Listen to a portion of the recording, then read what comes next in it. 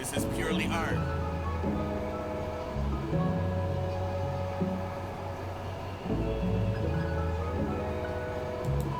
We create magic over here.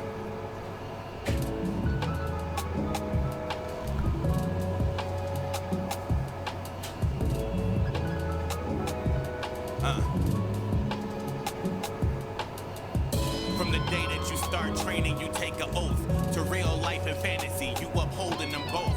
From the stories being told and all of the lore, and your job is to make the spectators want more. And so you stay in peak condition. Your body's your temple, and perfection is your mission. The physical and mental, steady tripping, falling, slipping, becoming quick and nimble, until not a thing is missing from your set of credentials. From body slams to arm drags and headlocks, to back breakers to suplexes and leg drops. It's real to us from day one. We will never fake it. We learn how to dish it out. We learn how to take it. From figure fours and lariats to atomic drops, to drop kicks and moonsaults and ankle locks. The feeling is there, and we will always act on it. Don't step into this ring if you don't want your back on it. Canvas, this is purely art, and we do it on this canvas. If you don't want it, then don't step foot on this canvas. It's our passion that we spend years on this canvas. Always leave our blood, sweat, and tears on this canvas. We keep it moving, we never pause on this canvas. Whether we hear rules or applause on this canvas, we do it from the heart, we do it on this canvas. This is purely art,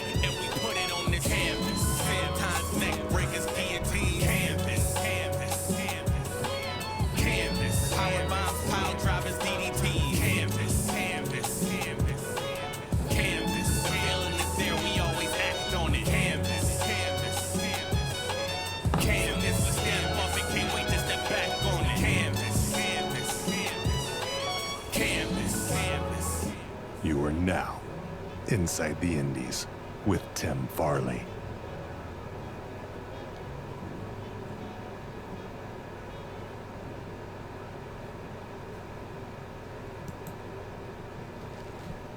Hello, and welcome to Inside the Indies with none other than me, Tim Farley. You might be wondering, what was that intro? I did not hear that before. That was the beat that I had last week, or last episode, and I got my friend from Detroit, he's an MC named the Donny Boy, to lay the track with some vocals, and I think he did a fantastic job. He has a album out called Dreaming Azure that you could check out on Configuration Records, and I believe himself and Fro Magnum have dropped a 3-song EP. He is a very good MC and wordsmith, as you could tell. Go support him in any way, shape, or form. Now, with that being said, we are here to talk about a couple of shows. Those shows are West Coast Pro Wrestling's I Hate You With a Passion and Ring of Honor's Death Before Dishonor 2021. Now, I know a lot of wrestling fans may disagree with ROH being on Inside the Indies, but I did a poll a couple months ago asking if ROH, NWA, and Impact should be eligible for my reviews on this segment, and it was overwhelmingly yes. While I see promotions in tiers, and I wouldn't necessarily say those 3 promotions are indies, I want to cover them, so I'm going to do what I want. Now, let's get into the first show. West Coast Pro Wrestling's I Hate You With a Passion. The first match was Juicy Finale, Midas Creed, and Nick Wayne against Lucas Riley, D-Rogue, and Surza. Juicy Finale and D-Rogue start with a test of strength, but D-Rogue gets out quick, and Surza tags in, and Juicy tags Midas. Nice exchange of dodges until Midas hits a dropkick, and Wayne and Riley get tagged in. Nick Wayne with an incredible chain into a crucifix pin, Nick Wayne flies around attacking Riley and Rogue, hitting a 619 on Rogue, but Rogue caught him with a big Samoan drop. Cerza locks in a crossface, but Wayne gets out. Senton from the outside, over the top from Riley to Wayne for 2. Midas Creed saves Wayne by getting the tag and goes off, but got caught after a tope con hero and gets apron powerbombed after a super kick. Finau comes with a flying clothesline. Cerza with a German to Midas for 2. Riley hits a standing moonsault on Midas for 2.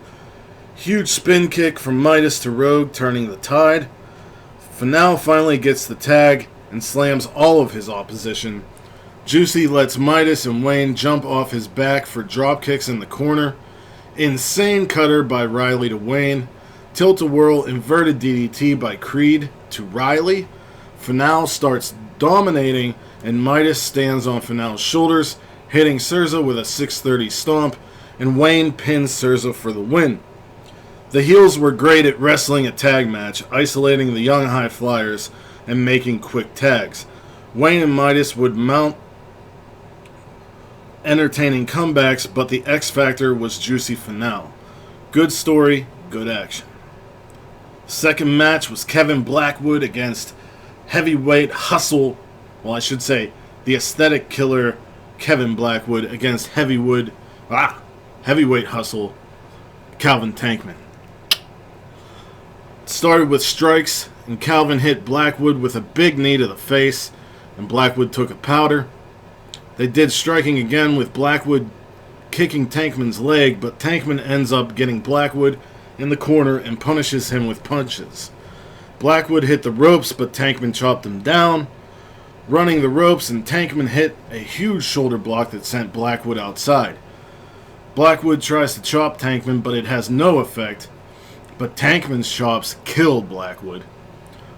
Blackwood got on Tankman's back and applied a sleeper, then dropped down and sent him face first into the ring post.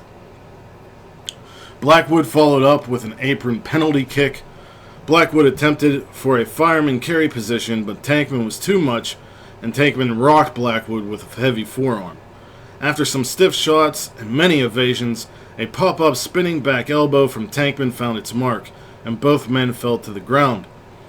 A rebound German suplex and a running knee gave Blackwood a 2 count. Tankman with a big splash for 2.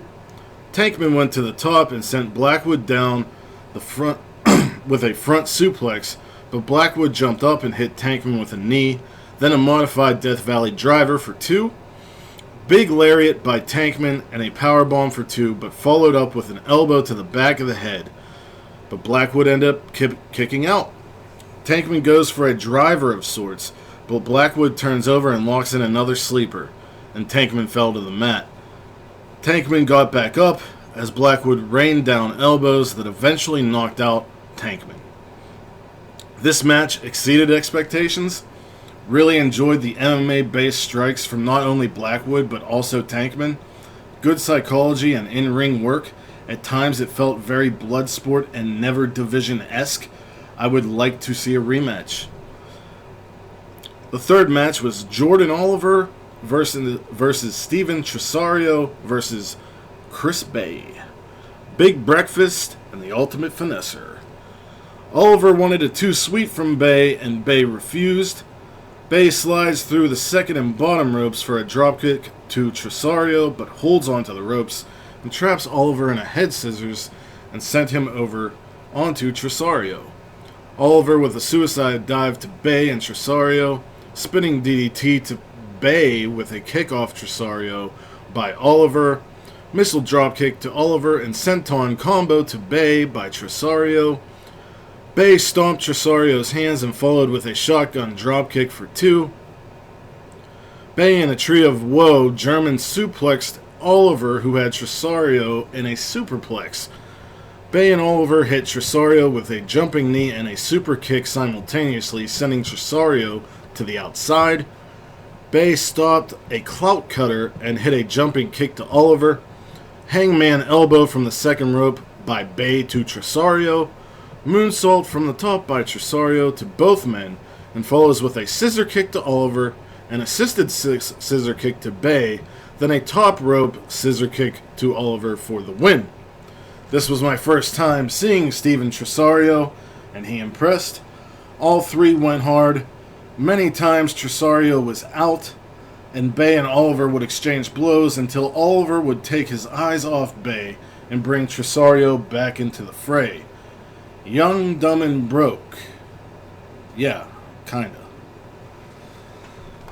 The next match was Levi Shapiro versus the Samoan Werewolf and friend of Armbar Audio, Jacob Fatu. Both men went full force as soon as the bell rang. Fatu rocked Shapiro with a headbutt that sent him outside, but Shapiro got Fatu back, catching him with an elbow on Fatu's suicide dive attempt. Shapiro hit a big boot for two. They traded punches, and Fatu got the upper hand, but Shapiro hit a slide kick to change the momentum. Shapiro walked the second rope and hit a falling fist for two. Fatu hit a back handspring salt, which I believe is called like lycanthropy or shapeshifter or something like that. But Shapiro caught him in a claw until Fatu slammed Shapiro into the turnbuckle and followed with a huge slap. Pile driver on the apron by Shapiro. Shapiro with a bunch of slaps, but a super kick and a pop-up Samoan drop followed by the killing moon, but Fatu only gets a 2 count. Fatu goes for another kick, but Shapiro catches it, turns it into a discus punch, and hit a pile driver for the win. Shapiro brought the fight to the Samoan Werewolf. I was not expecting this to be as much of a contest as it was. I like that they were hot from the get-go, but this match was good. Opened my eyes to Levi Shapiro, who I've been told to watch by a couple people. The next match was New Japan Young Lion on excursion, Yuya Uemura against Vinny Massaro. Uemura's theme is TNT by AC/DC, which I did not expect. A lot of groundwork to begin the match with locks and reversals. Big shoulder block sent Uemura down, but Uemura answered with 2 arm drags. Yuya targeted the left arm of Vinny with some nice submissions. Big butterfly suplex for 2 by Vinny Massaro. Stiff forearms were traded. Big backdrop suplex by Uemura for 2, and Uemura transitioned to an armbar. Huge lariat from Massaro. Soaring elbow connects and hits a form of a T-bone suplex for 2 by Massaro to Uemura. Big crossbody by Uemura, followed by a crossbody off the top, and tapped Massaro out with an arm breaker. The match was a bit slow at times, but nothing they didn't matter. I'm excited to watch Uemura's excursion, and being in there with a veteran like Massaro was a good booking decision. The next match was probably why this show was called I Hate You With a Passion. Titus Alexander against Starboy Charlie. We all know Starboy Charlie has been getting national acclaim on the independent scene. This was about 2 former friends and partners turned enemies. Alexander is jealous and boiling with hatred over Charlie's recent success. The match started off hot with Starboy with a tope suicida during Alexander's entrance and landing the strikes on the outside. Alexander uses the stage and ring post on Starboy, then sent Starboy inside, but Starboy springboarded out and hit a Rana, then hit a Rana off the top in the ring. Big drop kick by Alexander slowed Starboy down. Multiple double stomps by Alexander. Starboy works on the arm and started to use the post to injure it more with wrenches and slams. Great short arm scissors by Starboy led to a power bomb of sorts by Alexander. Canadian backbreaker to Starboy, and Starboy rolled to the outside.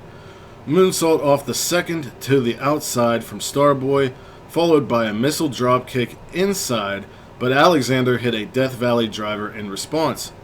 Alexander went for Chaos Theory, but Charlie got out and hit 2 drop kicks, a splash, and a sliding knee. Double stomp to the back of the neck for 2 by Alexander. Charlie locks in the arm submission that tapped Dickinson out, but Big Ugly, Alexander's dad, runs in and attacks Charlie. A big Michinoku driver to Starboy. Nick Wayne tries to help, but the father and son duo stop his efforts. They go to Concerto Starboy, but Jake Atlas comes down and scares them off. This one ended in a no contest, but it was damn entertaining, and led to Starboy and Jake Atlas against Big Ugly and Titus Alexander on October 8th at No Leaf Clover, which is West Coast Pro Wrestling's anniversary show, which will also have Daniel Garcia against Minoru Suzuki. The next match was Reno Scum against the Little Rascals, which was Myron Reed and Trey Miguel. Scum attacked before the bell, but Trey and Myron hit stereo kicks and tope suicidas, but Scum send them into the apron. 2 big headbutts by Luster, but Myron kicked out. Really good tag offense by Reno Scum, and Thornstone hit a standing moonsault for 2. Miguel gets the tag and flies all over. I could not write down what he was doing. The commentary kept comparing him to Spider-Man, and honestly, I don't think they're wrong. Big assisted double stomp to Miguel's back. Miguel with a wild combo on both Reno Scum that had Thornstone DDT Luster. Scissor kick over the second rope to Luster. Then a slingshot backdrop to Thornstone and a plancha to Luster by Reed. Double STO and the Lucha Bros wheelbarrow spot on Luster. Finley roll from Thornstone on Miguel into Reed in the turnbuckle. Then a DDT and German combo by Reno Scum to Miguel, but Miguel kicked out at 2. Flatline through the second rope onto the apron by Miguel, and Reed jumps over the ropes and hits a cutter on Thornstone onto Luster on the outside from the apron. What's up spot by Little Rascals for 2. Doomsday Device by Reno Scum, and Luster pins Miguel. This match fucking ruled. Reno Scum should be signed somewhere. Little Rascals were going at 1,000 miles per hour, and Scum just wrestled a great tag match. Both teams showed respect after, and I loved it. The main event of this show was for the West Coast Pro Championship, held by Alexander Hammerstone against none other than AJ Gray. Hammerstone is the only champ in the promotion's history, holding it for 924 days and defending it 7 times prior to this match. He won the title in a tournament where he defeated Tyler Bateman in the finals. Gray and Hammer locked up, and both did the push into the turnbuckle and pat on the chest for mind games. Gray hit a supercharged capo kick, but Hammerstone beat down Gray in the corner. Outside, and Gray hit a big backdrop and a clothesline. They traded chops until Gray hit his hand off the post, which gave Hammerstone the opening for an apron powerbomb. Hammerstone hit a scoop slam and a big vertical suplex on the floor, which looked nasty. Gray with a huge spine buster, then followed with a huge power slam and a leg drop off the top for a 2 count. Gray then went up top for the 2 Cold Scorpio front flip leg drop off the top, and Hammerstone responded with a suplex, but he missed it, and Hammerstone responded with a suplex and a gorilla press slam, but Gray kicked out. Gray hit a spine buster and a powerbomb in succession for 2, and transitioned from the jackknife cover into a one-legged Boston Crab, a la Lance Storm, but Hammerstone made it to the ropes. Hammerstone hit a big missile dropkick and a variation of the F5 for a near fall. Gray followed Hammerstone to the top and hit a superplex. They traded haymakers until Gray caught Hammerstone with a back elbow. Hammerstone with a single leg shotgun dropkick, and went for the Nightmare Pendulum, but Gray turned the finisher into a cradle pin for 2. Both men run the ropes, and AJ Gray connects with a colossal lariat to become the new West Coast Pro Wrestling Champion. After the match, Hammerstone put over the growth of the promotion, saying it was an honor and privilege to be the only man who held the title, and if he was going to lose it to anyone, he was glad it was AJ Gray, because Gray can take the promotion and run with it. Hammerstone and Gray hugged, and Hammerstone left. Gray picked up the mic and said Hammerstone is one hell of a wrestler, but the title is his, and if anyone wants it, they're going to have to kill him. I took out the expletives, because he is the motherfucking truth, and fuck is a very common word in his vocabulary. This match was big man business. Gray and Hammerstone brought it. Some good shots, some big moves, a lot of changes in momentum. I'm a big fan of Gray, so I'm not unhappy he won, but I am wondering why they didn't wait for No Leaf Clover, the anniversary show, to have the title change hands. I Hate You With a Passion was a solid show, with the standouts being Kevin Blackwood versus Calvin Tankman, Charlie versus Alexander, the tag match, and AJ Gray versus Hammerstone. All the matches were worth watching, though. This was my second West Coast Pro show, and I'm looking forward to No Leaf Clover. I Hate You With a Passion gets a 7 out of 10 from moi. Now on to Ring of Honor's Death Before Dishonor. Hour 1 started off with the ROH locker room surrounding the ring for a 10-bell salute to Daphne, which was great to see. Hour 1 had the 16-man Honor Rumble, which was for a future shot on ROH TV at the World Championship. Number 1 was Brian Johnson, and it was in Philadelphia, his hometown, and he came out wearing tights that were the color of the old Eagles uniform, the light green. He cut a hell of a promo, and Brian Johnson is really starting to come around for me. I'm starting to care about his Mecca versus everybody, when before I was just like, okay, you're just a C-lister in Ring of Honor. Now he's starting to, somewhere in the B area, I think. The second and third entrants were the bouncers, Brian Malonis and Beer City Bruiser. Brian Malonis was second, and he came out wearing Steelers colors, so it was a clash of Pennsylvania, which was kind of fun. Number 4 was Danhausen. 5 was Caprice Coleman, who took off his jacket and shirt at the announce desk, and Ian Riccaboni was like, wow, where was he hiding that, regarding his physique. Number 6 was Sledge, who Danhausen is trying to go after the 6-man titles with Sledge and PCO, but we saw in this Rumble that that's probably not going to happen anytime soon. Caprice and the Beer City Bruisers were eliminated. Caprice eliminated one, the other eliminated Caprice, and I believe Johnson eliminated the other Beer City Bruiser.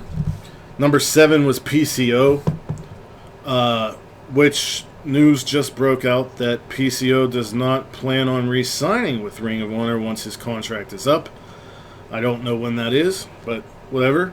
Number 8 was PJ Black. Number 9 was Dak Draper. Number 10 was Silas Young. Draper eliminated Sledge. 11 was Ray Horace. 12 was Dante Caballero. Brian Johnson eliminated Danhausen. PCO short-circuited and eliminated himself. 13 was Flip Gordon, who shaved and is looking like his old self. Flip eliminated Silas Young. Number 14 was Joe Keys.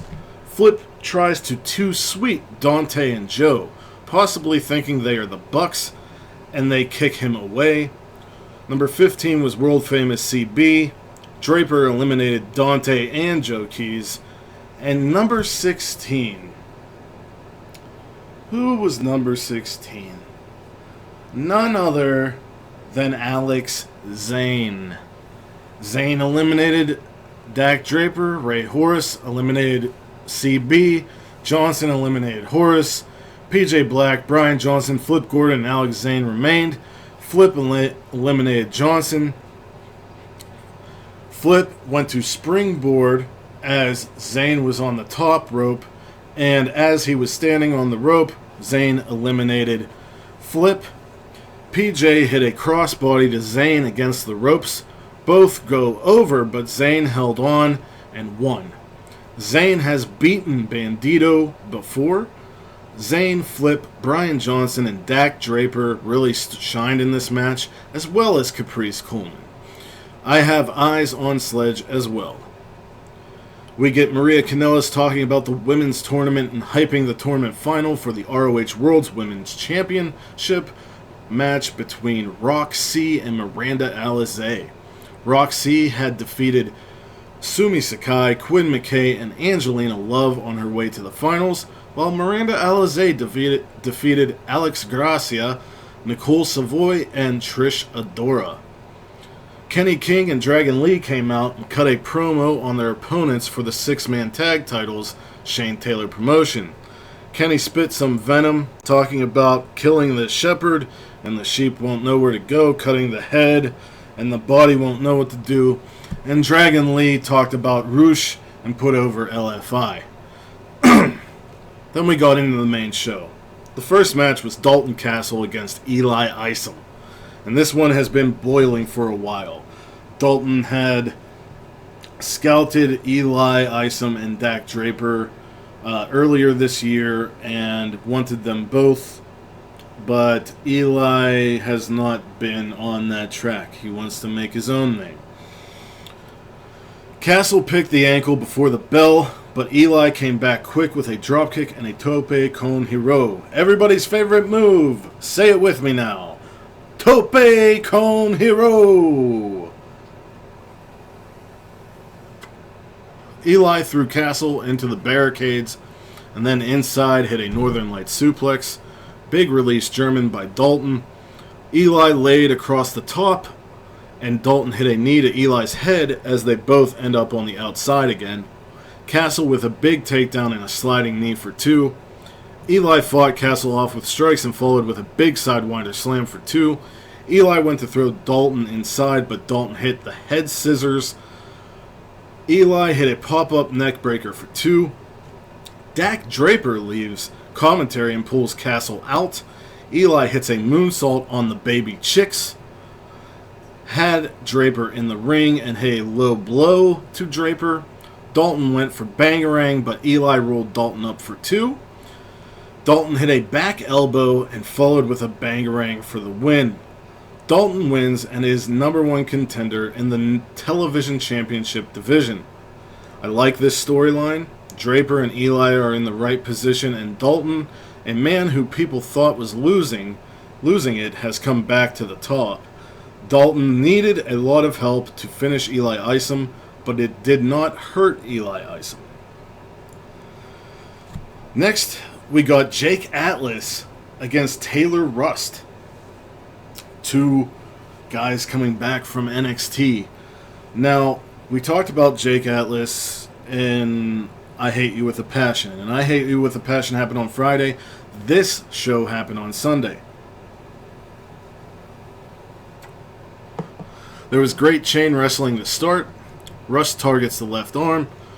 Rust caught a kick and locked in an ankle lock, but Atlas broke it. Rust stomps the elbow, and both traded chops in the corner until Rust stomped the shoulder for 2. Rust continued to maintain and lock onto Atlas's wrist. Atlas hit a super kick. Atlas went to pick up Rust, but fell because of the shoulder, and Rust elbowed the shoulder over and over, and then hit a soul food on the shoulder for 2. Atlas blocked the perfect circle, but Rust locked in a modified Rings of Saturn for a quick tap-out victory. Both will be on ROH TV in coming weeks. This was a good match. It definitely highlighted Taylor Rust more, but he was in the Pure tournament, and he's more likely to stay in ROH. But I would say that I would not be surprised if during this match Jake Atlas got his bell rung or something, because it just seemed a little too one-sided for me. The next match was Lee Moriarty, LSG, and John Walters against Violence Unlimited of Chris Dickinson, Homicide, and Tony Deppen. Commentary congratulated Lee Moriarty on his signing with AEW, which was a classy move. Big GCW chants and signed Deppen chants.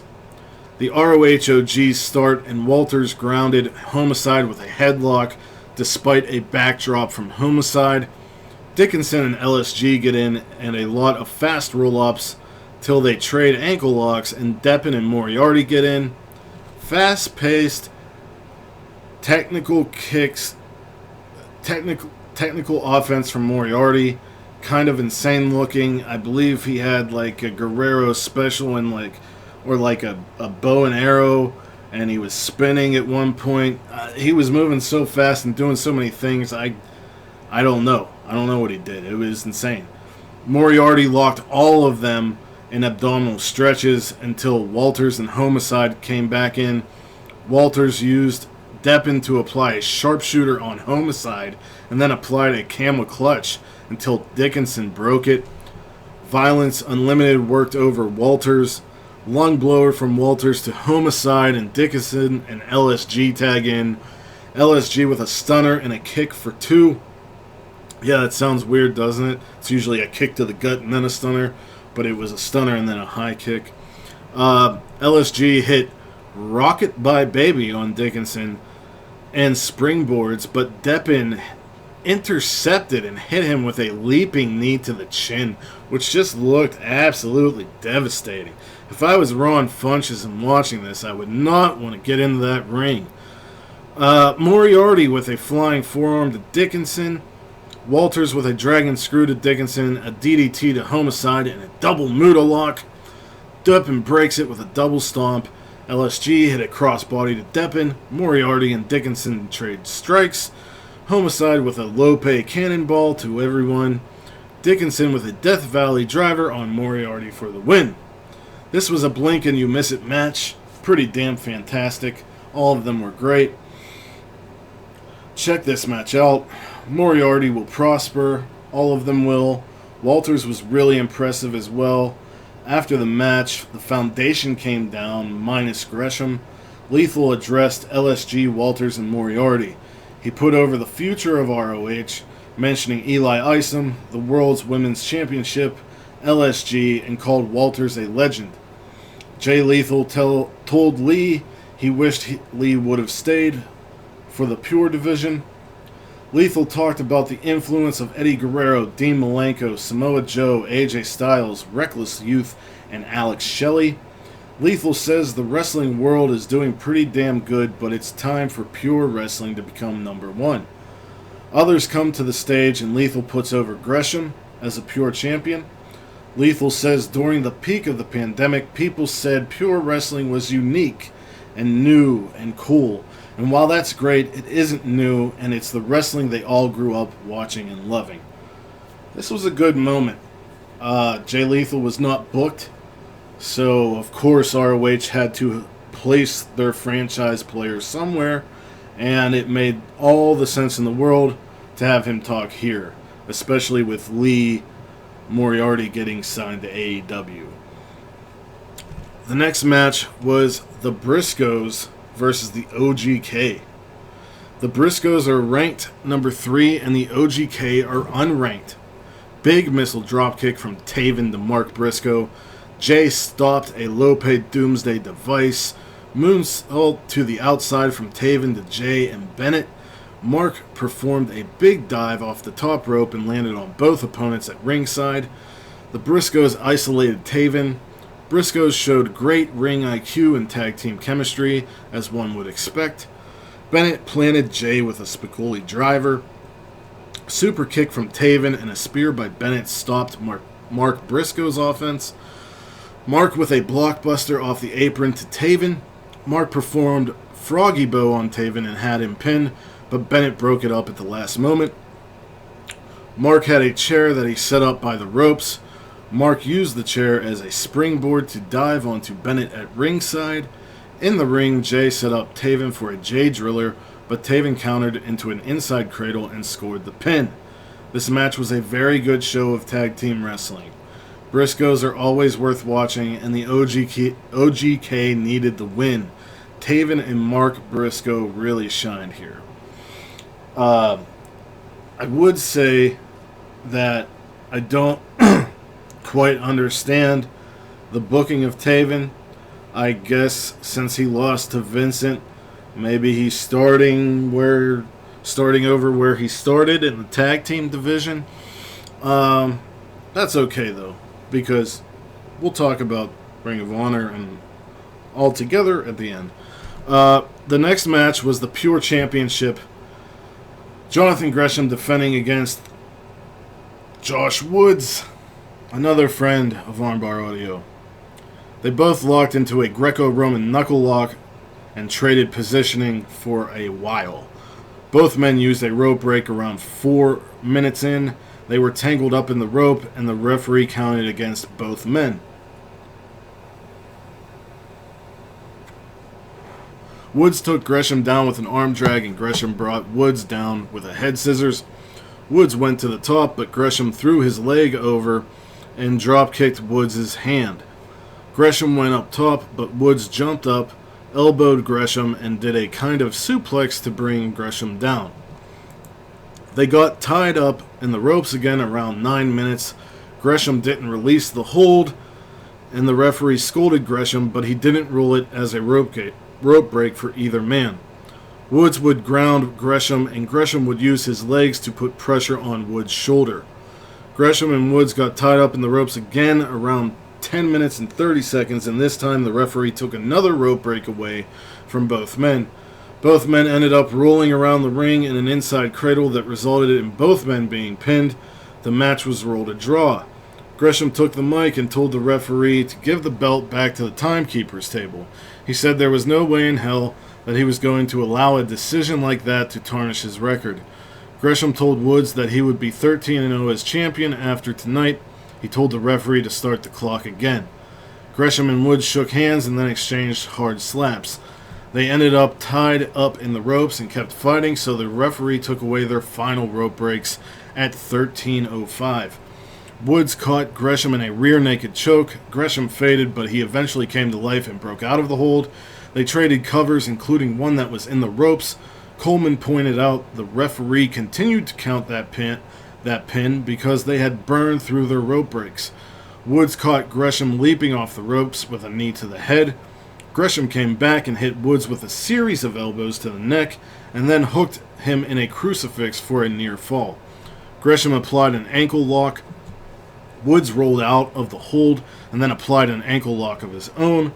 Gresham grabbed the bottom rope and pulled himself over the apron, but Woods pulled him back to the middle of the ring. Gresham kicked his way free. Woods performed a rolling suplex into a bridge and appeared to have the pin, but the referee stopped his count and claimed that Gresham had his shoulder up, which the broadcast team seemed to question. Woods came back with a bridging suplex for a near fall. Gresham hit Woods with a shot to the back of the head and got another 2 count.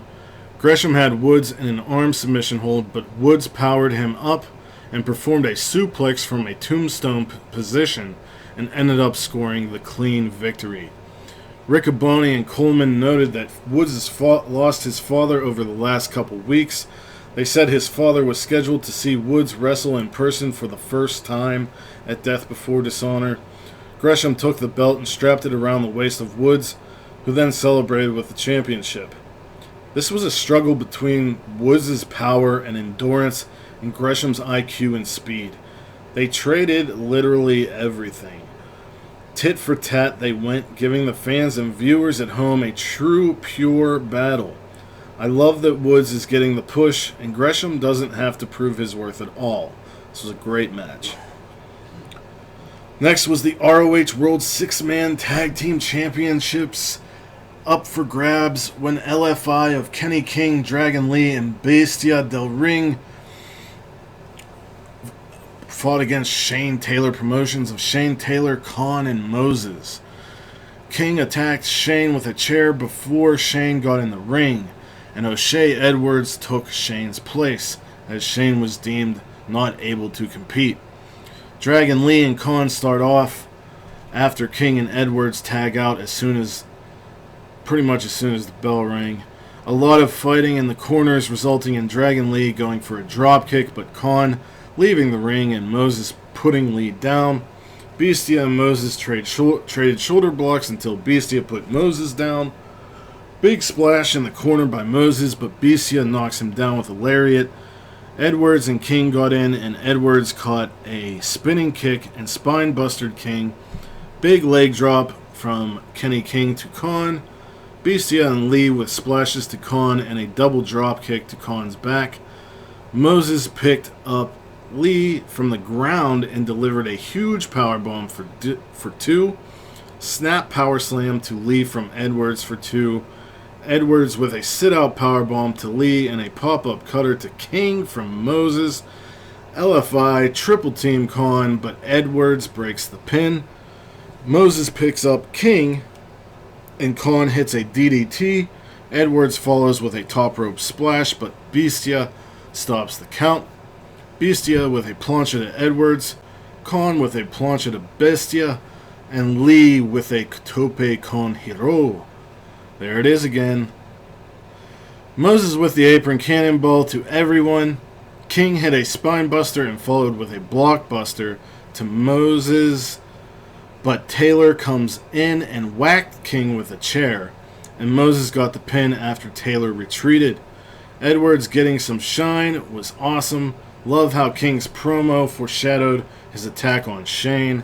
Love Shane getting King back with the chair. In my opinion, Dragon Lee's character does not fit his faction. He's a little more of a face than LFI are. I know that Rush is his brother and Bestia is his father, but they gotta get him going bad. I don't know. Shane Taylor Promotions winning was the right move, as Shane Taylor Promotions, I believe, are the only team to make anyone give a shit about these titles. Next was the penultimate match, ROH World Women's Championship, Roxy versus Miranda Alizé. Alizé smacked the handshake away.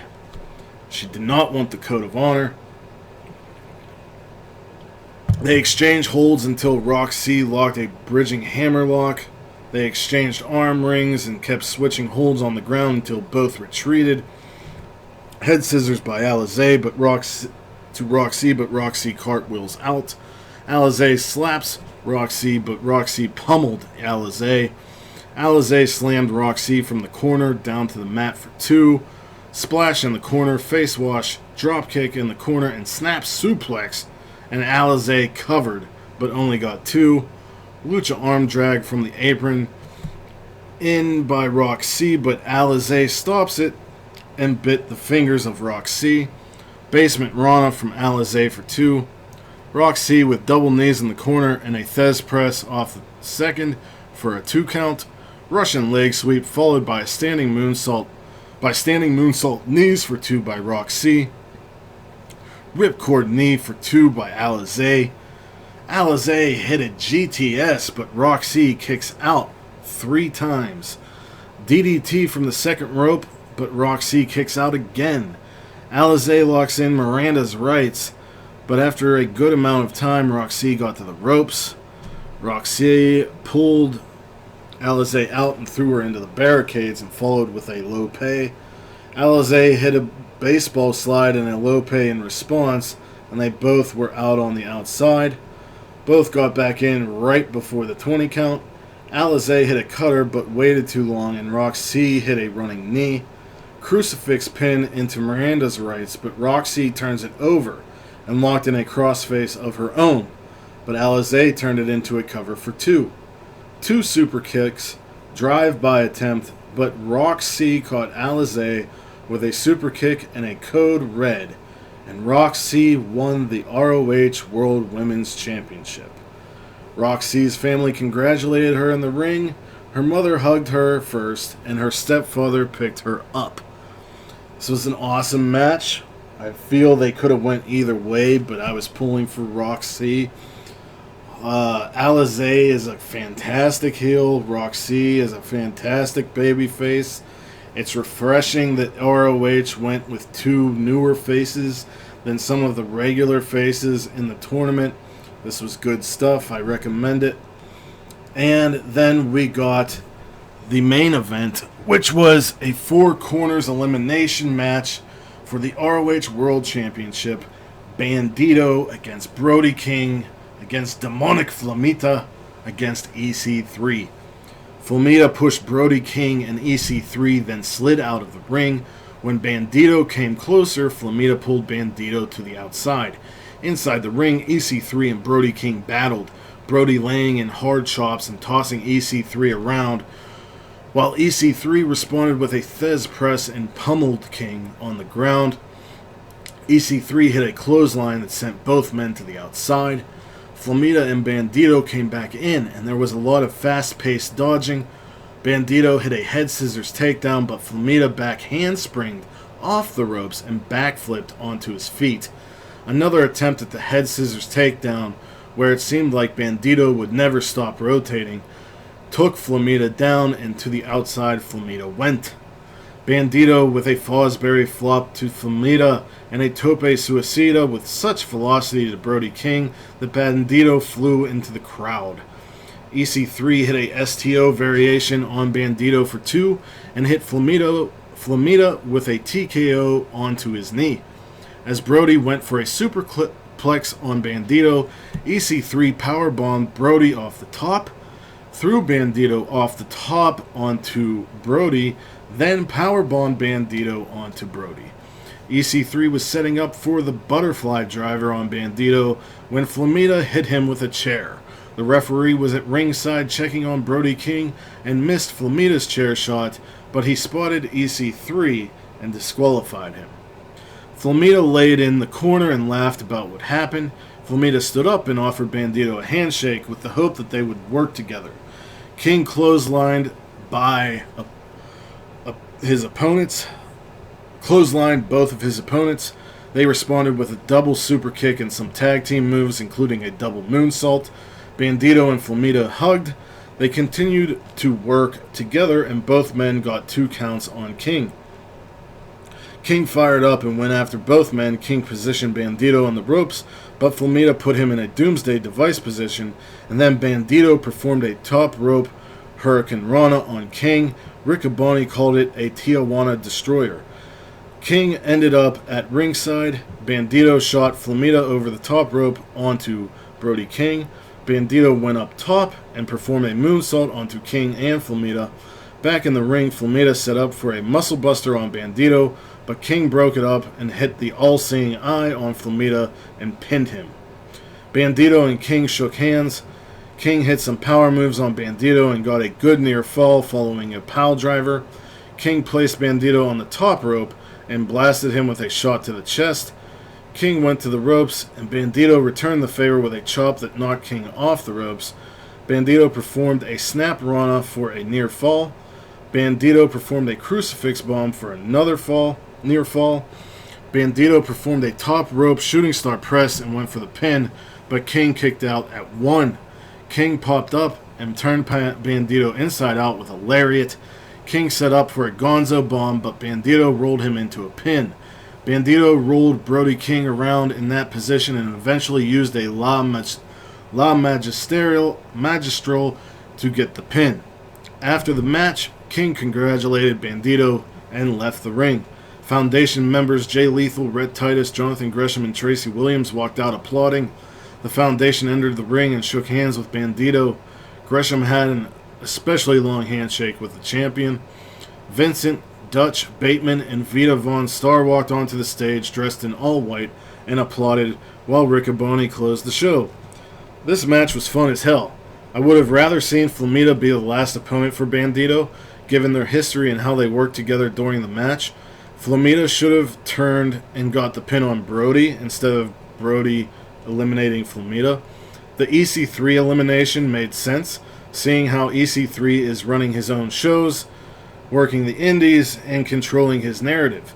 Loved the respect for Bandito, but Bandito needs a hot opponent. And Alex Zane may be it.